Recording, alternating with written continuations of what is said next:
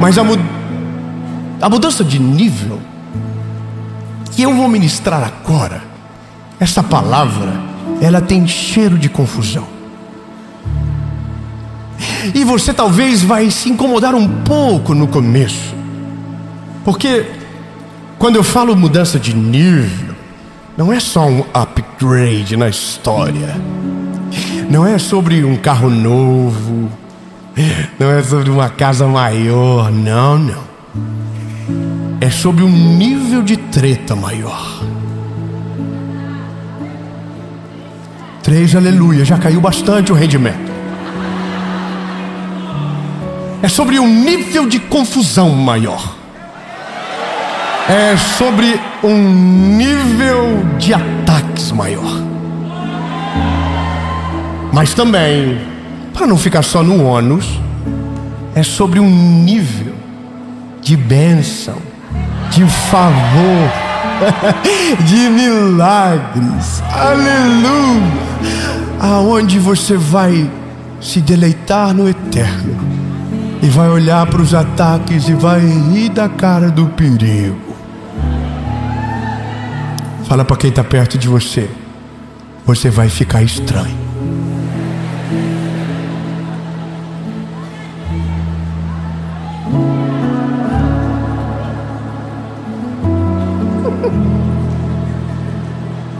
Ai meu Deus, que delícia.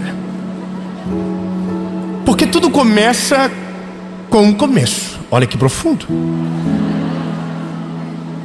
E o texto base está em Provérbios, que é sobre sabedoria.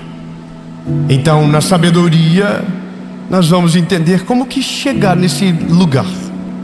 Onde tudo começa? Como que isso, como que acontece? O que Deus faz primeiro, para então a gente viver esse novo nível? Eu vou ler para você. Aquele que anda com homens sábios será sábio, mas o companheiro do tolo será destruído. Antes de Deus mudar você de nível, Ele vai mudar você de gangue.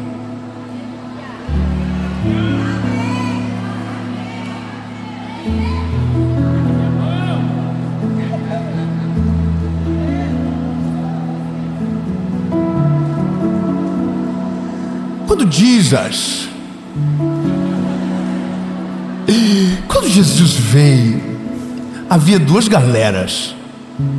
Você lembra? Havia os fariseus e havia os gentios.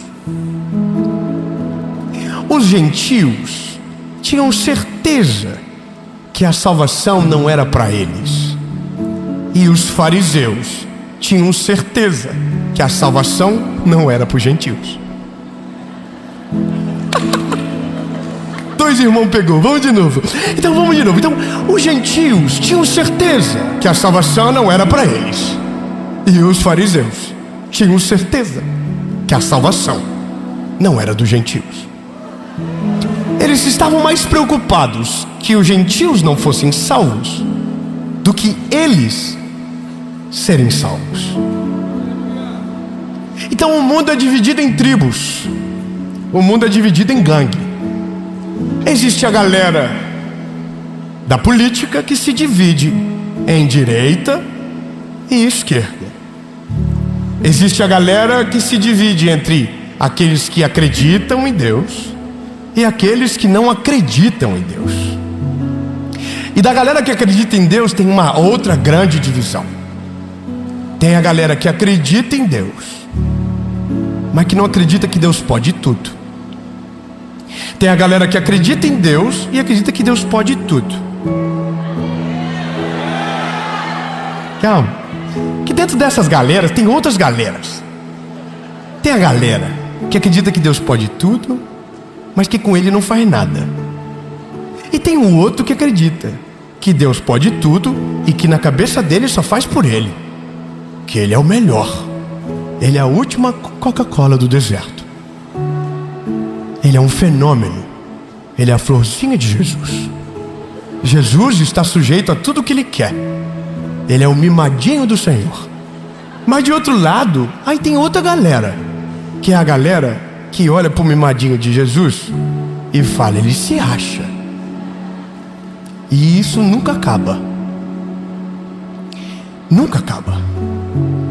Aí tem uns que acreditam que vão ser salvos para sempre. Outros acreditam que não. Aí tem uns que acreditam que um foi eleito, o outro foi rejeitado. E aí tem um que acredita no tal do Calvino, outro que acredita no tal do Armínio. E tem um que diz, não, é uma briga de uma divisão absurda. E aí o mais interessante é que no meio dos filhos de Deus há mais divisão do que às vezes no meio do filho das trevas. A briga acontece mais no nosso meio do que no meio dos filhos daqueles que não são da luz. Então nós estamos cercados de tretas. E já não bastasse a nossa vida, agora tem a vida daqueles que são da gangue que a gente não concorda. Então fala para o irmão que está perto de você, se você não é da minha gangue, mesmo sendo filho do mesmo Deus, servo do mesmo Senhor, não me chame de irmão.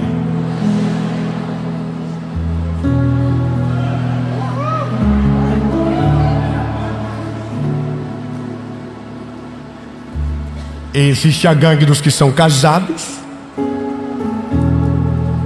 e os que vão casar, que é a... Irmão, pelo amor de Deus, promete que você vai ficar doidão e vai pular da cadeira. Existe uma gangue que não tem a bandeira de um lugar, não tem uma... Ai meu Deus, que perigo, vai dar confusão, Jesus, olha o que eu estou fazendo. Será que é isso que eu quero mesmo, Jesus? Eu vou para cima, vamos embora. Existe um time, existe um povo, existe uma galera. Começamos uma treta.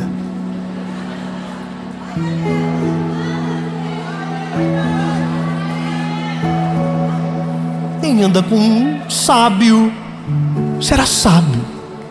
Quem anda com um tolo será destruído, a palavra diz. Quem anda com gente cheia do Espírito Santo será cheio do Espírito Santo. Quem anda com gente vazia será vazia. Quem anda com gente que fala coisas do eterno será preenchido pelas palavras do céu. Mas aqueles que andam com aqueles que falam mal dos irmãos será adoecido pelo veneno que o outro carrega na língua. De fato, o que o apóstolo Paulo escreve estava certo. Não se engane, as más companhias corrompem os bons costumes. O que você quer para você? Eu quero andar com a galera dele. Vou te dar um exemplo. Eu era um garoto que estudava no ensino fundamental, num colégio público, que eu consegui vaga. Minha mãe falou que não iria, eu fui conseguir. Era o melhor colégio da nossa cidade, gratuito, e eu fui lá e consegui uma vaga. Eu estudei de 5ª a 8ª série nesse colégio. Eu era um aluno exemplar. Eu fazia teatro na escola na época. Eu amava o colégio. Eu nunca havia ficado de exame até a 8ª série. Nunca havia. Aí eu fui estudar à noite no ensino médio.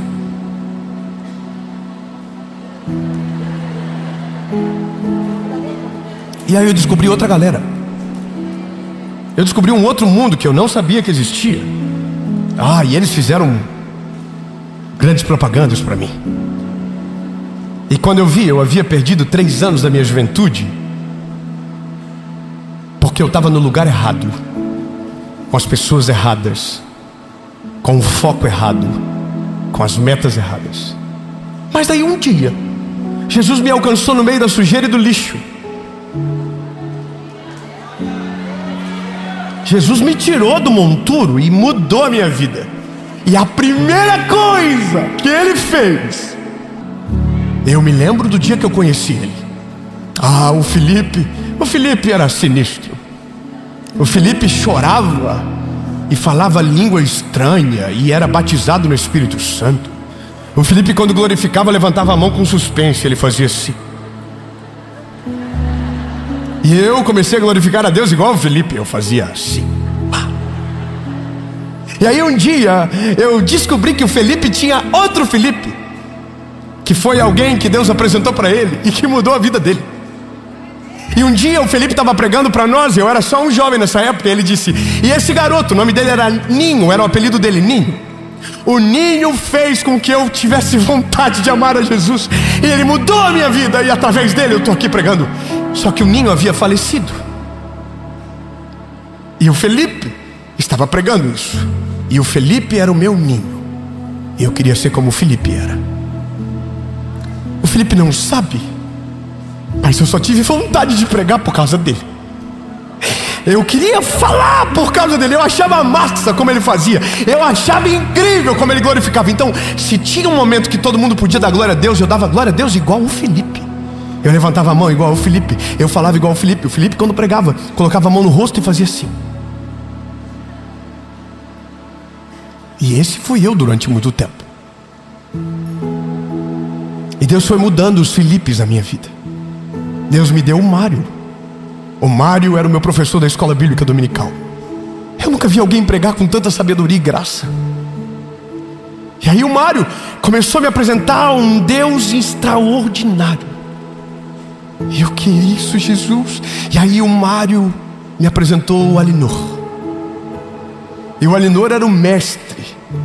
E o Alinor, sendo o mestre, um dia olhou para o menino e falou: você vai dar a próxima aula de escola bíblica dominical.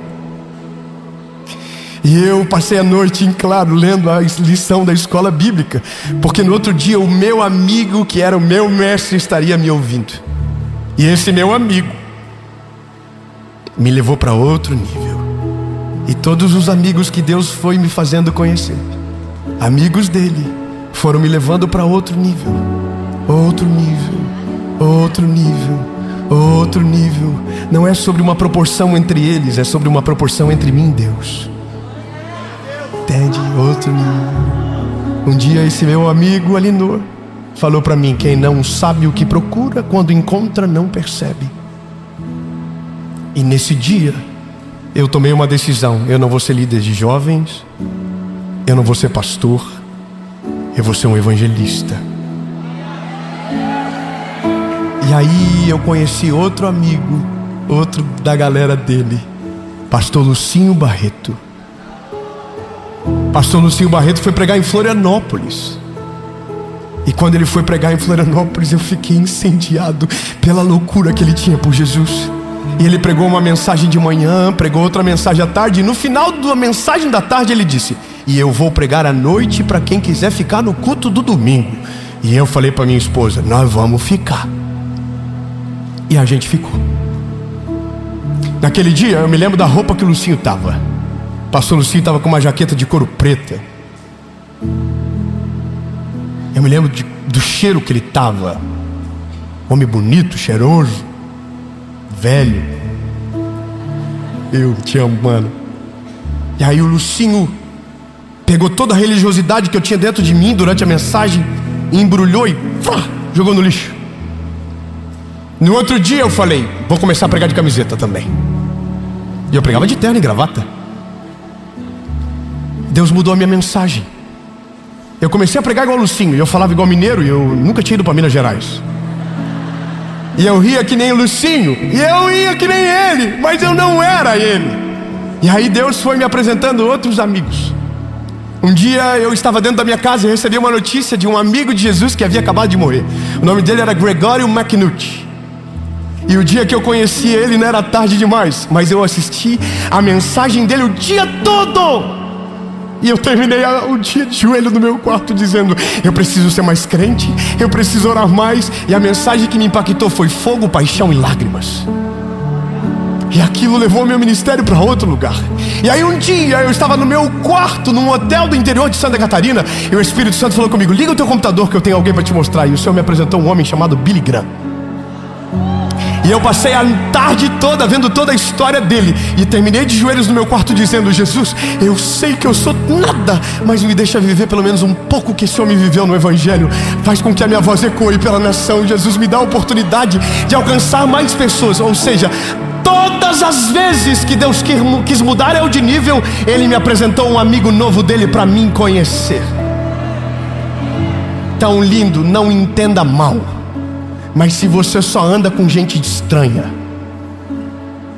se você só anda com murmurador, fofoqueiro, maldizente, reclamão, não espere que você vai viver algo sobrenatural. E desculpe, se você ainda anda com gente que escarnece das coisas de Deus, que só compartilha o que não presta, e desculpe, mas não há nada novo para você viver. Mas se você quiser viver algo novo, você precisa dos amigos de Jesus para caminhar com você. Você precisa daqueles que Jesus chamou para andar com você. Você precisa de gente mais crente que você. Sabe qual é a parada? É porque no nosso tempo estão dizendo: quer ficar rico? Anda com rico. Quer prosperar? Anda com gente próspera. Não estou falando de nada disso, lindo. Nenhum desses amigos me impressionaram por conta do que tinham na conta, mas por aquilo que tinham no joelho. Eles eram cheios do Espírito Santo. Eles eram profundos quando falavam. Havia fogo nos olhos deles. Então eu desejei ser parecido. E quando descobri, estava ficando mais parecido com Deus.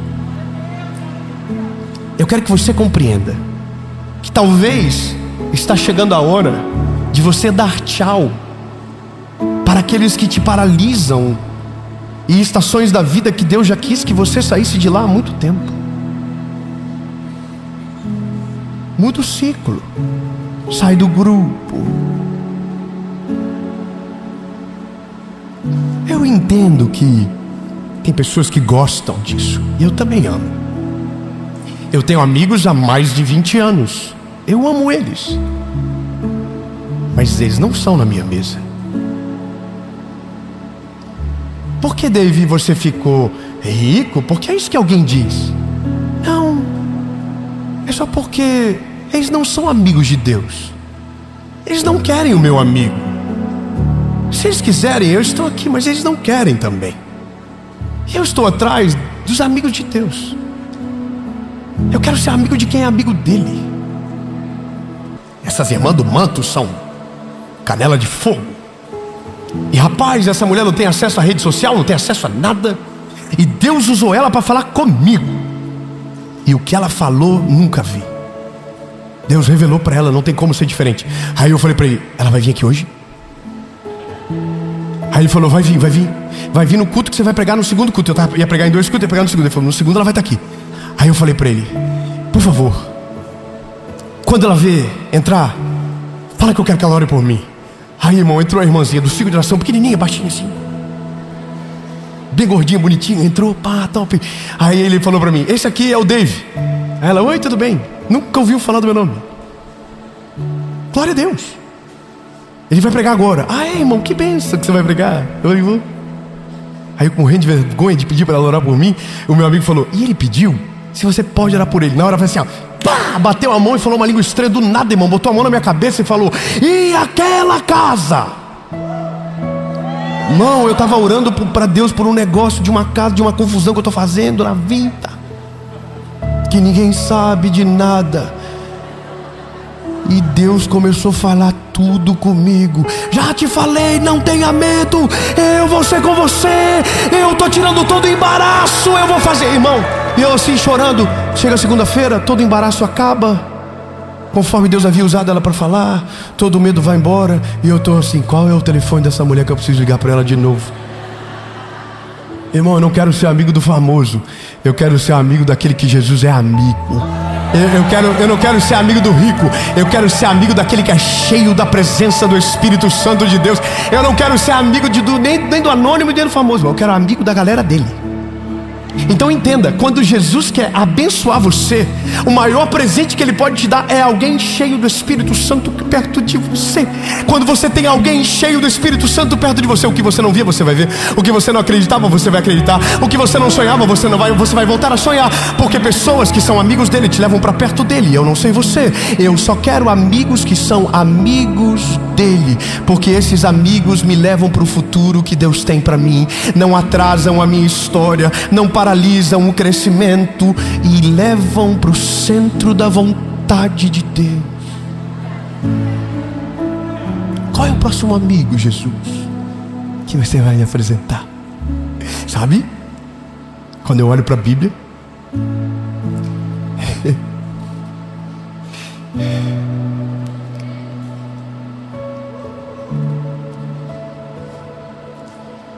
o meu primeiro amigo não foi um homem. Eu demorei muito para entender. Eu tratei o Espírito Santo. Meu Deus.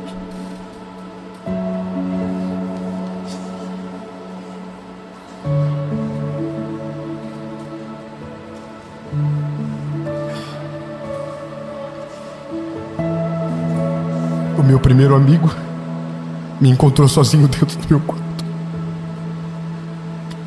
Foi o Espírito Santo de Deus que entrou dentro do meu quarto, que me convenceu do pecado, da justiça e do juízo. Fala para quem está perto de você: você precisa do Espírito Santo de Deus. Ele é mais do que um arrepio. Diga: Ele é mais do que um arrepio. Ele é mais do que uma sensação. Ele é mais do que uma melodia. Ele é uma pessoa. Ele é uma pessoa. E quando eu conheci o Espírito Santo de Deus naquele dia, Ele me convenceu de todo pecado, de toda justiça, de todo juízo. E a minha vida nunca mais foi a mesma. E eu só estou aqui porque no dia que nenhum amigo da terra estava presente para me ajudar, o Senhor enviou o Espírito Santo dele para me socorrer. Então, lindo, enquanto os amigos de Deus não chegarem, o Espírito de Deus já está disponível para você. Mas entenda que será Ele que vai conectar você a esses amigos. Eu não sei se você está com expectativa, linda, mas eu hoje, existem milagres que eu vivo por conta dos meus amigos. Como assim, Dave? Tem coisas que eu nunca teria acesso, mas Deus me deu amigos que têm. Tem coisas que eu nunca teria fé para viver, mas Deus me deu amigos que tiveram fé antes de mim e estão vivendo. E porque eles estão vivendo, eu estou começando a olhar para mim e estou dizendo: eu também consigo viver essa parada aí. Eu também consigo entrar nessa treta e vencer junto também. Então escute: amigos são assim. Amigos que sentam na mesa têm o poder de fazer você sair dali sonhando ou tendo pesadelo. Amigos produzem alívio e também têm poder de produzir desespero. Eu só quero que você entenda uma coisa essa noite: Jesus está interessado de te apresentar novos amigos esse ano. 3 aleluia. Vou dizer de novo então. Jesus tem uma vontade muito grande de te apresentar novos amigos esse ano. Mas esses amigos serão ciumentos. E eles não vão dividir você com aqueles que te paralisam. Eles não vão dividir a sua amizade com aqueles que te atrasam. Eles não vão dividir você. Pelo contrário, eles vão incomodar você até que você aprenda a dar tchau para quem precisa dar tchau e oi para quem você deve dar oi. E eu termino assim, deixando claro para você que toda mudança de nível é uma mudança de mesa, que toda mudança de mesa é uma mudança de comportamento, e que toda mudança de comportamento é um horizonte novo que se abre sobre nós. É uma nova perspectiva de fé que é alcançada. São milagres novos, são histórias diferentes. E às vezes a gente só não vive porque está na mesma mesa de quando tudo começou. Eu não estou falando mais de um lugar, eu estou falando de uma pessoa. Tão lindo. Está na hora de a gente acordar logo. Sai dessas gangues erradas que você anda. Para de andar com essa galera ruim que você vive. Ai, meu Deus do céu. Não tá de dar nome. Mas sai desses grupos de WhatsApp que você anda. Sai logo. Sério, verdade, vaza daí. Muda o ciclo. Porque talvez você só está do jeito que está porque ainda não entendeu que o que te adoece é justamente a mesa que você senta. Que talvez você só está onde está porque o lugar que você está até agora te paralisou de viver. Todas as vezes que Deus me fez viver coisas novas, antes Ele me apresentou amigos que me levaram para esse lugar. Eu nunca fui sozinho. Eu sempre fui com amigos dele. Pega na mão de quem está perto de você e diga: é você esse amigo? Fique de pé, por favor.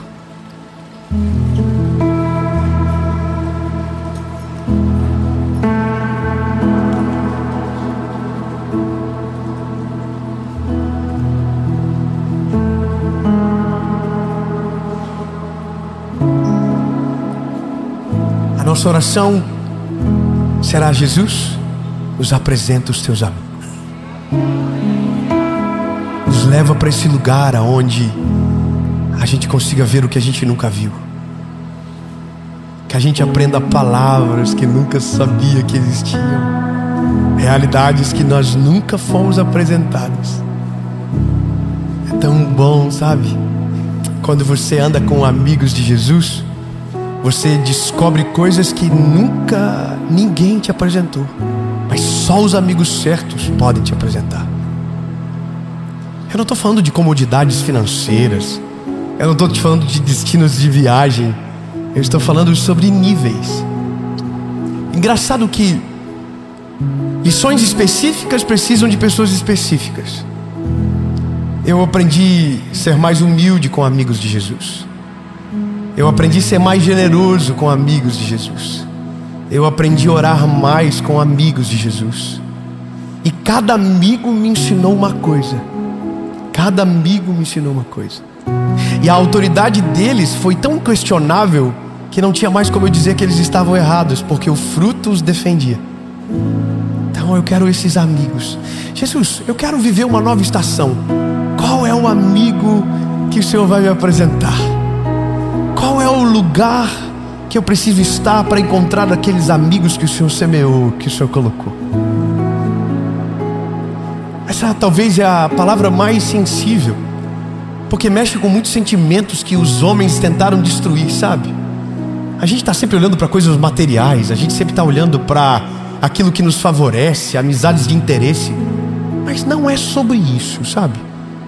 É sobre amigos que nos levam para níveis diferentes no quesito relacionamento com Deus. Quem são esses amigos que a gente ainda não conheceu? Quem são essas pessoas? Quem será o próximo homem de Deus que eu vou conhecer e que vai mudar todo o curso da minha vida? Qual será o próximo conselho que vai repaginar detalhes equivocados da minha história? Não sei se você entende, mas a gente está só no começo. A gente começou a viver agora. Quem será que vai ser o amigo que Deus vai colocar, que vai me ensinar a ser um pai melhor, que vai me colocar mais paixão? Quem será? Será que está aqui?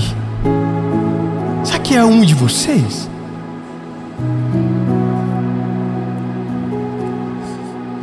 Posso te dar um dado? Hoje eu sou amigo de pessoas que um dia fui espectador. E hoje eu sou amigo daqueles que um dia fui espectador e virei amigo. E hoje eles estão aprendendo. Porque a vida vira. As coisas mudam. Você está entendendo? E esse é o brilho do que Deus está fazendo no nosso tempo.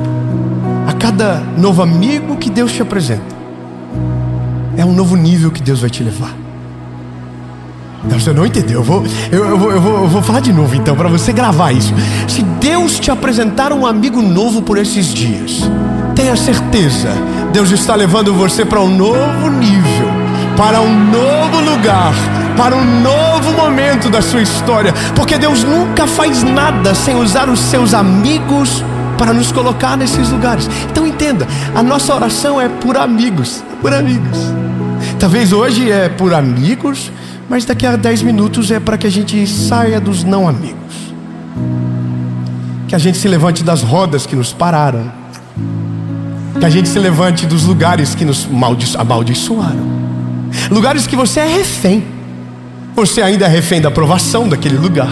E por isso ainda está lá. Ainda tentando provar que está certo. Sendo que Deus tinha os amigos que já acreditaram em você. Mas você ainda está lá. Tentando mostrar um lado da moeda que eles não viram. Sai daí. Deus tem amigos novos para te apresentar. Feche os seus olhos. Diga comigo: Senhor Jesus. Senhor Jesus, esse ano eu quero conhecer os teus amigos. Eu quero conhecer aqueles que o Senhor ama e que tem relacionamento contigo. Jesus, eu quero conhecer aqueles que têm compromisso contigo, porque são esses amigos. Essa série, eu quero dizer que também você pode fazer parte da nossa associação evangelística. Você pode ser um voluntário, você pode ser um doador, e eu vou deixar as informações aqui abaixo. Mas para você que está aqui agora, e para você que está aí também, eu tenho uma palavra de Jesus para o seu coração.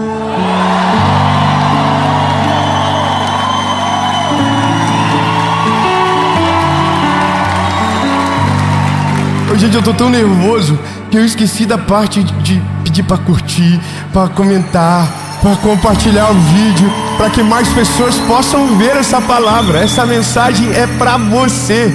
Nada quebrado, nada faltando, nada fora do lugar. Ei, lindo, fala para você, diga: meu 2025, essa será a realidade. Nada quebrado, nada faltando, nada fora do lugar. Aleluia. E a boa notícia não é uma filosofia. A boa notícia não é uma história bem contada.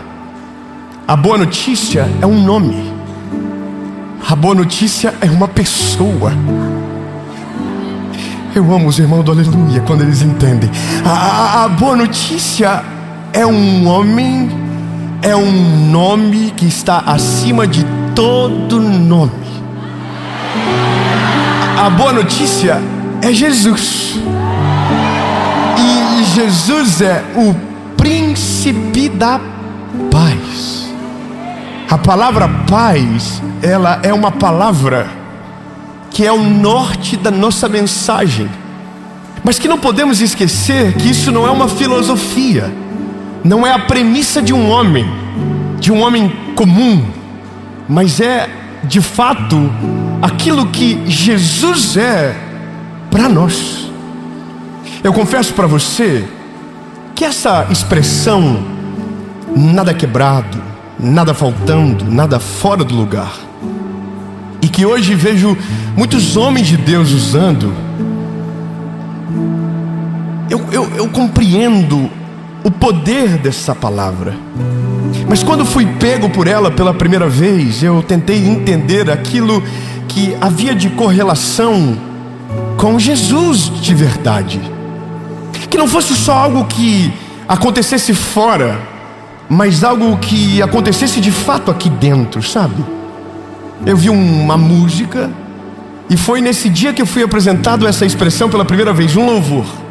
E o louvor dizia: nada faltando, nada quebrado, nada fora do lugar. E eu acho que eu falei para alguém, e o algoritmo leu o que você fala. E aí apareceu um meme de uma mulher falando com uma pessoa que é um amigo meu, com o Paulo Vieira. E ela dizia: olha aí, Paulo Vieira, depois que você falou nada faltando, nada fora do lugar, não tem mais nada aqui em casa, tudo que estava estragado foi tirado. Eu achei sensacional. O brasileiro, ele é especialista em interpretar coisas certas da maneira errada.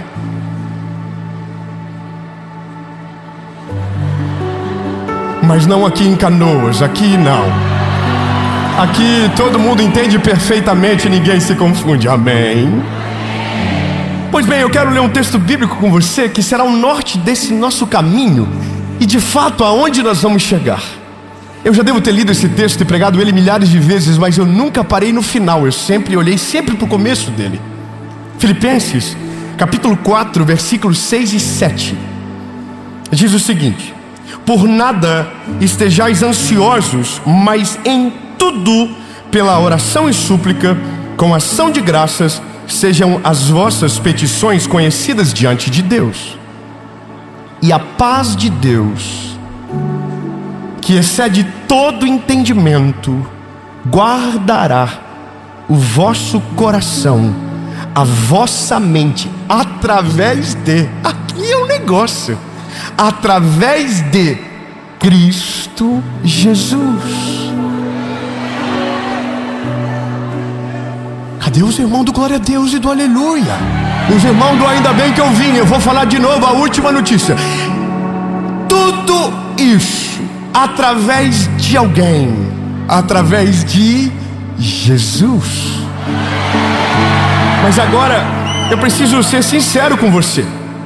Esse texto não foi escrito em hebraico, porque se você já foi curioso, pelo menos um pouco, você sabe que esse significado de nada faltando, nada quebrado, nada fora do lugar, é da palavra paz, que é shalom em hebraico.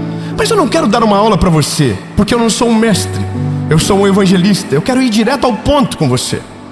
Eu não vou tentar dar uma aula de hebraico, nem aula de grego, porque daí deixa para o mestre. O mestre vem e faz, o pastor vem e cuida.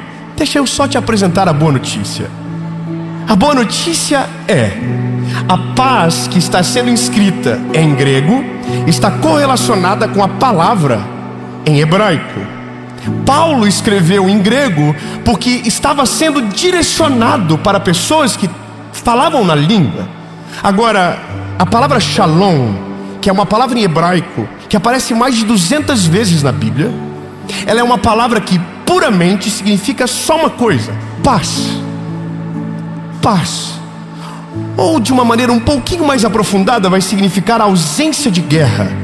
Ou talvez, se você cavar mais fundo, plenitude, tudo completo. Só que tem uma coisa: as palavras hebraicas, elas são construídas com raízes. Cada letra tem raízes que, juntando, formam um significado mais profundo. Então Deus jamais usaria uma palavra que não tivesse o significado maior do que a compreensão do homem.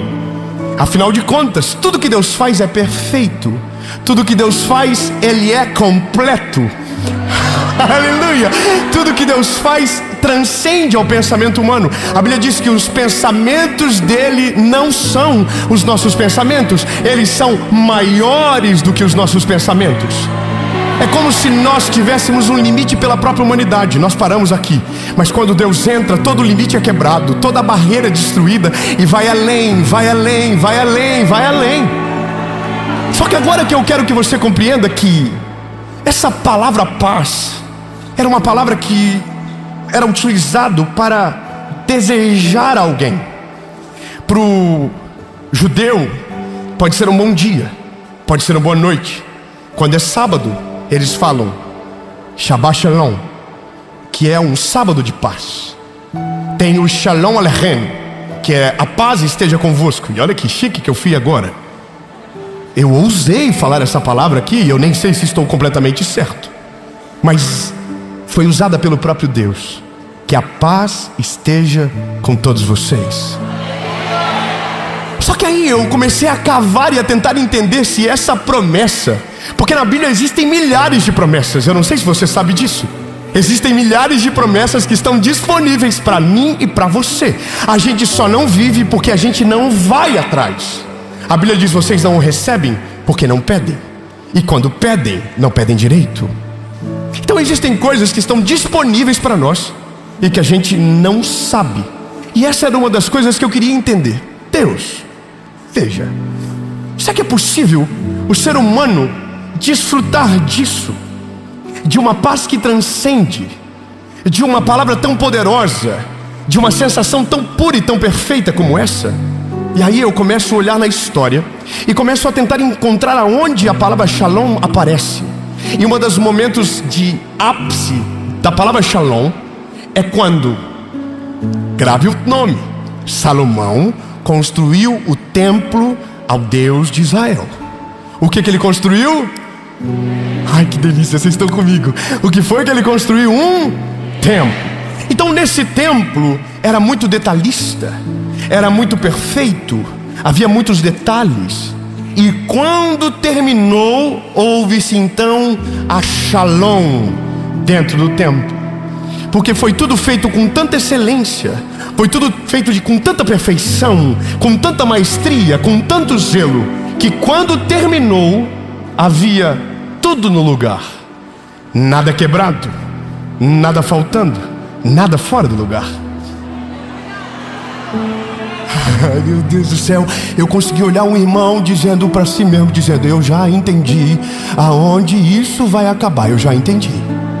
Pois bem, nós estamos no Velho Testamento, e no Velho Testamento o templo de Deus era um edifício, e nesse edifício nada faltava, nada estava quebrado, nada estava fora do lugar. Só que aí, aleluia, Isaías profetiza sobre um homem, e o nome dele será Maravilhoso, Conselheiro, Deus Forte, Pai da Eternidade, Príncipe da Paz. E haveria uma promessa para vir para nós: e ele não habitará em templos feitos por mão de homens, ele habitará em templos de carne.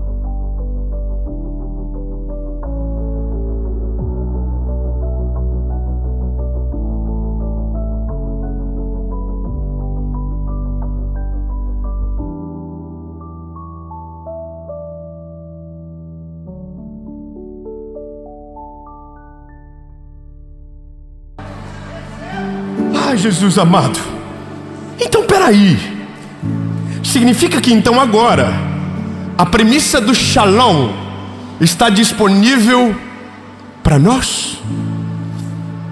Olha para um templo perto de você,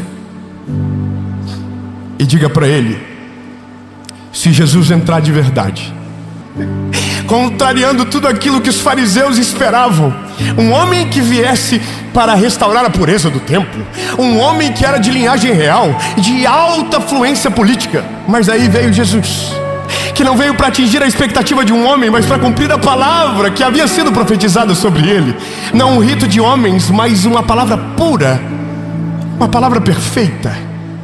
Então, uma mulher chamada Maria recebe uma visita dentro da casa dela, e um anjo chamado Gabriel trouxe a notícia: e você dará à luz o nome a um filho, e dará o nome dele de Jesus, e o principado estará sobre os seus ombros, e o reino dele não terá fim. Então esse homem levantou a voz e começou a pregar aos 30 anos. Falava para aqueles que curava: não fala nada para ninguém agora. Se você falar rápido demais, muita gente vai ouvir, e eu vou ficar muito famoso. Eu já não vou conseguir mais entrar nas cidades. Eu quero ser normal, eu quero pedir um açaí, eu quero comer um cachorro quente, eu quero ter um pouco de vida normal. Só que a Bíblia diz que todo mundo que Jesus curava não aguentava, saia falando: ei, eu conheci um homem, e o nome dele é Jesus. Ele é da raiz de Davi, a tribo de Jessé, e ele é maravilhoso. Ele é o conselheiro, ele é o príncipe da paz. Ele é maravilhoso. E aí Jesus ficou muito famoso. Só que quando você fica famoso, e no caso de Jesus que é perfeito, você pensa: então não vai ter problema. Só que daí a gente descobre que o fariseu não tem problema com o defeito, tem problema com a perfeição. O problema de Jesus não tinha problema. O negócio é que ele não atendia a expectativa deles. Jesus não respeitava aquilo que eles queriam que Jesus fosse obrigado a respeitar. Eles tentaram colocar Jesus numa caixa, mas não conseguiram, porque Jesus está acima da caixa. O ministério de Jesus durante muito tempo foi para bater naqueles que batiam no povo. Não sei se você lembra, mas na fala com os fariseus ele disse: vocês colocam um peso no povo que nem vocês conseguem suportar. Vocês são hipócritas. Aí, bom, não aguentou. Os fariseus deram um jeito, e eu estou chegando no fim da história, onde Jesus é crucificado. Mas antes de ser crucificado, Lucas 24:49, Jesus falou aos discípulos: eu vou, mas eu não vou deixar vocês sozinhos. Eu enviarei o meu Consolador, que estará com vocês todos os dias. Meu amigo maravilhoso, eu estarei com vocês todos os dias. Bom, tudo isso quando Deus está com você. O que acontece? O que será que acontece quando nós temos a certeza que Deus está conosco? Fala para o irmão que está do teu lado e diz: o que acontece? Pergunta para ele: o que acontece quando você tem certeza que Deus está contigo? Eu não sei você, mas eu só quero uma certeza.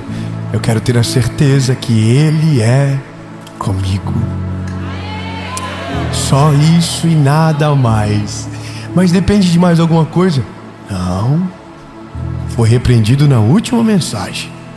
E por falar em última mensagem, essa é a última mensagem da série Transformação. E hoje nós estamos colhendo do favor e da misericórdia com essa série extraordinária que vai mudar a vida de milhares de pessoas. Nesse lugar onde foi desolado, hoje está saindo uma palavra de esperança que vai alcançar o nosso país e fora do nosso país. Você crê nessa palavra? Você crê nessa novo tempo? Não é um novo tempo só nosso, é um novo tempo para o Rio Grande do Sul, é um novo tempo para o nosso país, no nome de Jesus. E para você que está aí assistindo, eu vou te pedir só um favor: curte o vídeo, comenta, compartilha, manda para todo mundo que você puder. E sobre a nossa associação, todas as informações que você precisa para ser parte estão aparecendo aqui para você, e nós contamos muito com a sua ajuda. Mas agora a gente vai para prioridade. Os céus. Havia um homem que foi picado por uma cobra, e a cobra picou ele, E ele ficou indignado. Ele falou: cadê a cobra que me picou? E ele começou a revirar a floresta atrás da cobra que a picou e havia o picado. E ele não encontrava a cobra. E mesmo passando muito mal, ele dizia: por que eu? Por que comigo? Por que dessa vez? Eu sou um homem bom, eu sou um homem justo. Por que essa cobra fez isso? E então ele achou a cobra. E quando ele achou a cobra, ele disse: cobra, sua bandida, por que você me picou, cobra? E a cobra disse: porque eu sou uma cobra. E o homem disse: mas por que eu? Porque você estava passando. Mas você sabe da minha história? Não, eu só fiz o que nasci para fazer. Mas você sabia quem eu sou? E a cobra disse: não, eu só fiz o que eu sei fazer. Só que enquanto o diálogo prosseguia, o homem foi ficando mal, perdendo as forças, e morreu na frente da cobra. E assim a gente começa a mensagem. Vai chegar uma hora, nós vamos ter que decidir o que a gente faz. Se a gente corre para o médico, ou a gente vai atrás da cobra para descobrir por que a gente. Tem um momento da vida que a gente precisa entender de fato, sabe, que a cobra não foi feita para conversar, mas para passar longe dela. Mas se por um acaso aconteceu, não é sobre ela mais, agora é o médico que você precisa. Quando nós estamos com Deus, nós não estamos livres das cobras.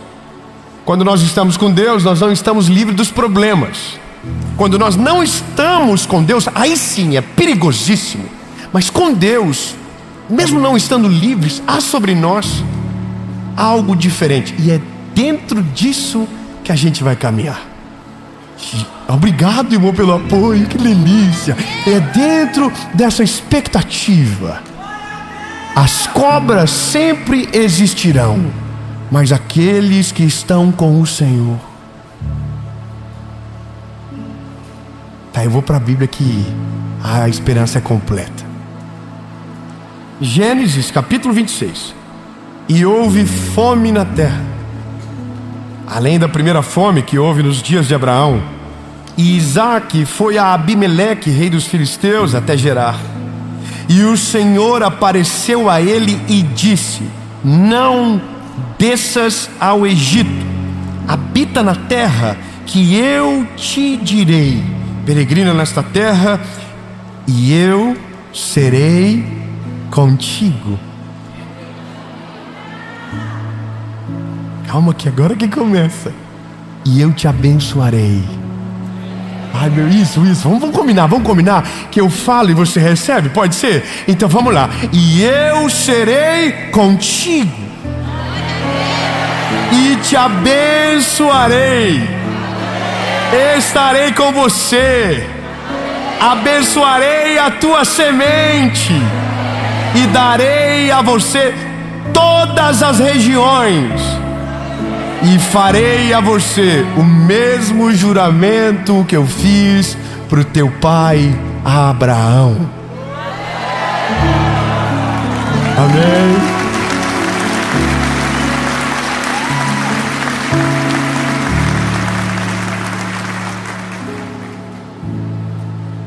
E Isaque habitou em Gerar. O que ele fez? Ele obedeceu. Mas o que Deus pediu para ele não fazia sentido.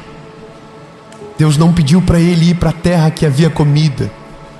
Deus pediu para que ele ficasse na terra que havia fome. Só que Deus fez a ele uma promessa: eu vou estar contigo, eu vou abençoar a tua semente, e eu vou renovar as promessas que fiz para o teu pai. Só 3 aleluia. Vamos de novo. Você pode ficar aqui, no mesmo lugar.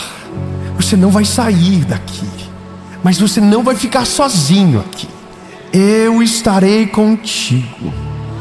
Eu abençoarei a tua semente e eu vou refazer todas as mesmas promessas que eu fiz para o teu pai.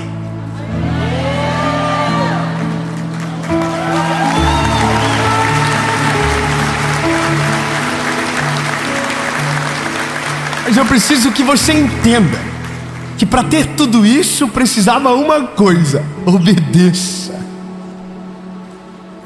Eu vou estar com você, mas eu não vou estar com você se você for para o Egito.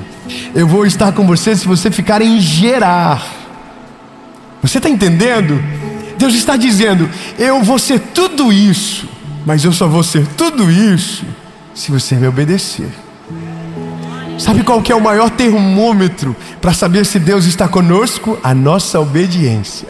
Quando obedecemos a direção de Deus, quando estamos debaixo da voz dEle, da palavra dEle, da presença dEle, então há uma esperança sobre nós. Eu estarei contigo, multiplicarei a tua semente, todas as promessas que eram para o seu pai estarão sobre você. Então a Bíblia diz: e Isaque habitou em Gerar. Só que aqui começa o primeiro milagre. A Bíblia diz: e então Isaque semeou naquela terra. Veja, havia uma fome absurda naquele lugar. Havia uma crise. Eu estou poupando você de detalhes, como por exemplo, Isaque, com medo de perder Rebeca, falou que era irmã, mentiu como o pai também mentiu na época quando era Sara. Eu estou poupando você do que ele disse a Abimeleque, mas agora eu começo aonde ele faz a primeira semeadura. E lembra do começo do que Deus havia prometido para ele? Se você ficar aqui e não descer para o Egito, eu vou abençoar a tua semente. Então agora vamos ver se Deus cumpre o que Ele promete. Então Isaque semeou naquela terra e recebeu no mesmo ano 100 vezes mais.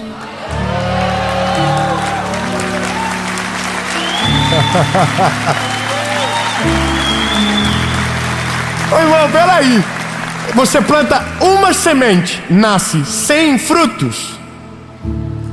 Que lógica é essa?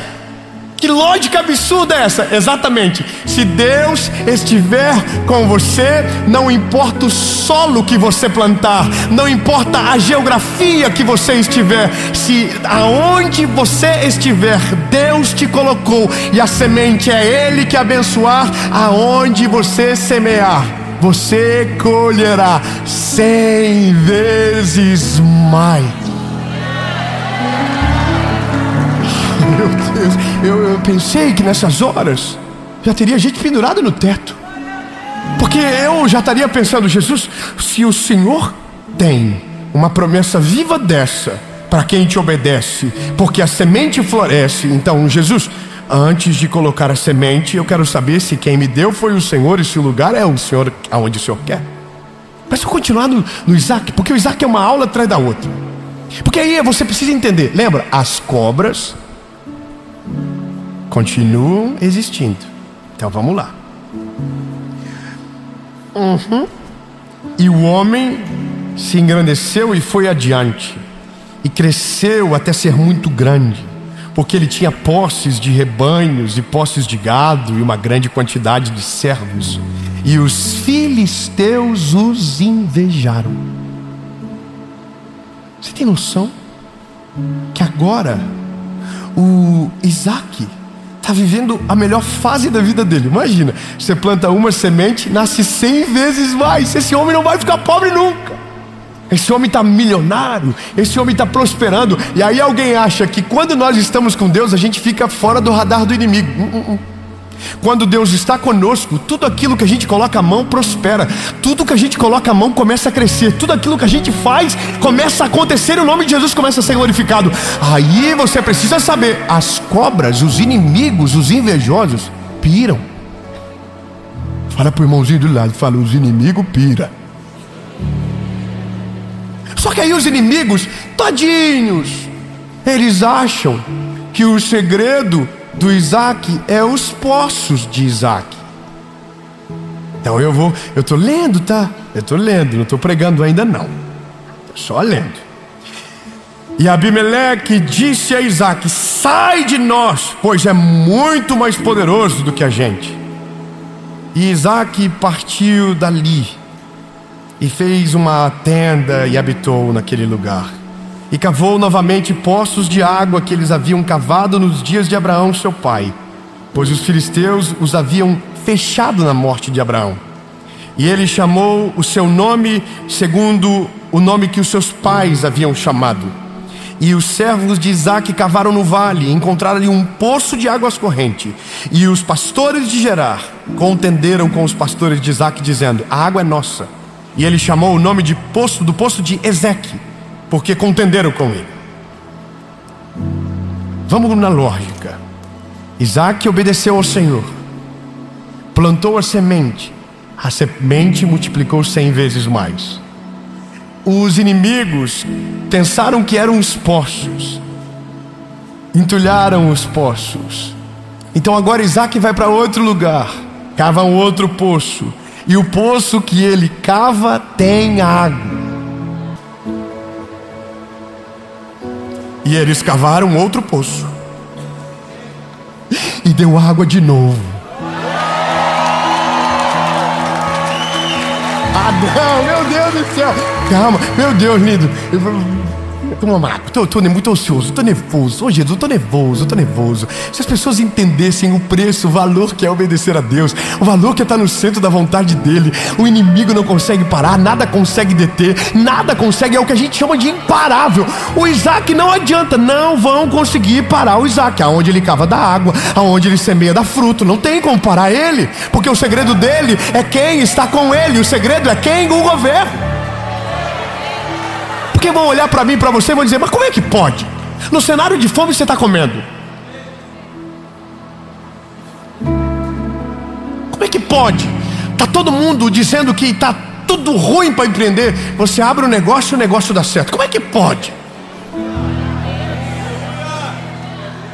Está todo mundo querendo divorciar e você está querendo casar. Como é que pode? Pode ter certeza, não está no lugar certo, não está ouvindo a voz de Deus, não está obedecendo, está fora. Tem alguma coisa desajustada. Então você está dizendo, David, que quem está em Deus prospera de... Não, irmão, é porque a gente confundiu a vida toda que prosperidade é riqueza. Mas prosperidade é o conjunto de algo completo. Não tem falta de nada, nada quebrado, nada faltando, nada fora do lugar. E eles cavaram outro poço e contenderam por aquele também, e o chamou o nome dele de Sitna. Mas ele teve que sair dali de novo. Então agora ele partiu e cavou outro poço por aquele. Eles não contenderam.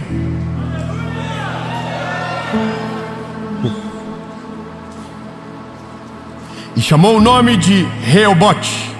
E ele disse: pois agora o Senhor fez um lugar para nós, e nós iremos prosperar nessa terra.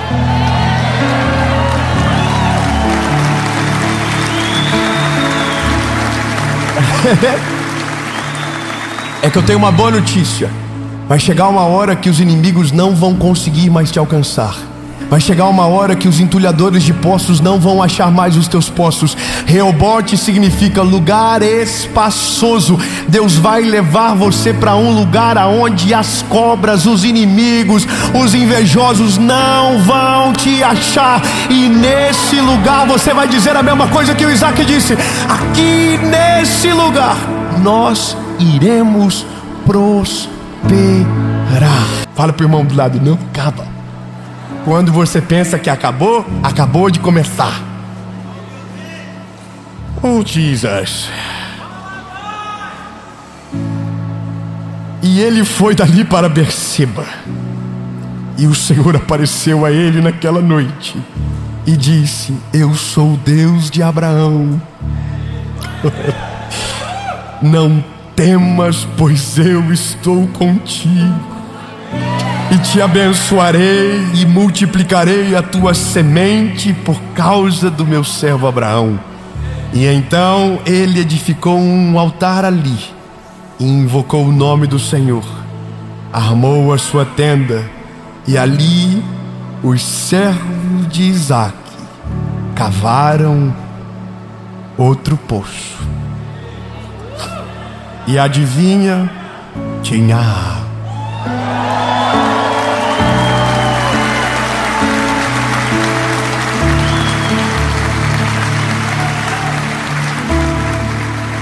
Mas o final é mais maneiro do que o começo.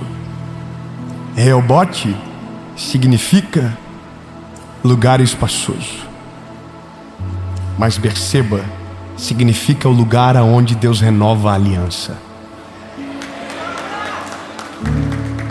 É aonde Deus lembra de tudo, de todas as coisas, de todas as etapas, e renova tudo aquilo que Ele já te prometeu. Veja, o que a gente leu no último versículo foi o que a gente leu no começo. Eu te abençoarei, multiplicarei a tua semente e farei os mesmos juramentos que fiz ao teu pai. As mesmas promessas, nenhuma delas caiu por terra. Isaque, tu continuou comigo, Isaque.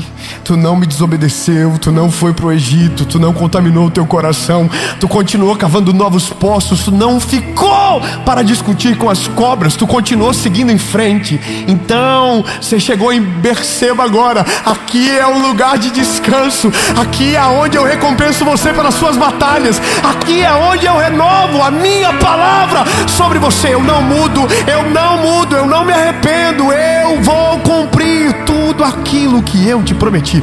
Eu vou abençoar você, eu vou multiplicar a tua semente, eu serei contigo, e tudo aquilo que eu prometi ao teu pai eu vou prometer e cumprir através de você. Ai, tenho culpa aqui, é tão bom. Porque tem que ter treta. Não tenho culpa, é só uma coisa boa. Eu não tenho culpa que é tão bom, eu não tenho culpa. Não, você tem que pregar outra coisa. Não tenho culpa que isso aqui está aqui, ó. Eu não consigo dizer que não está.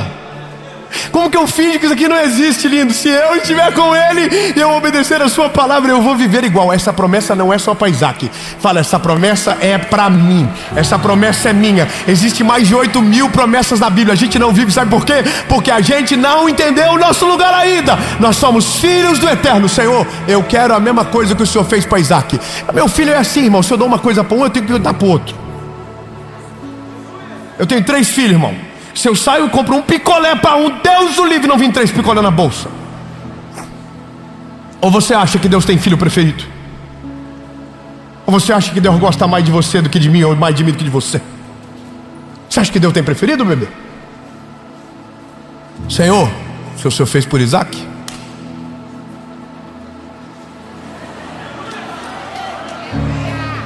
calma, daí Deus vai dizer assim: faço. Obedece igual a Isaque.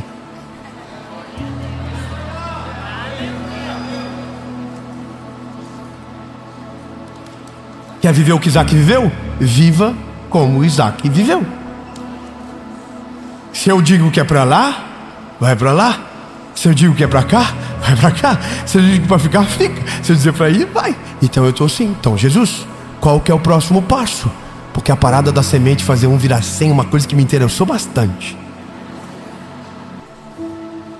Sabe que tem algumas leituras que você faz, você fica em loop, você quer ver o final, aí você vai ficando intrigado e vai indo. E no livro ele fala sobre o poder da palavra falada, a parte que você incuba no seu coração, o sonho, mas quando você começa a declarar aquilo.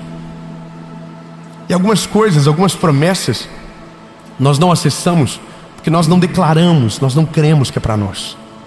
Então a gente vive uma vida com poucas coisas.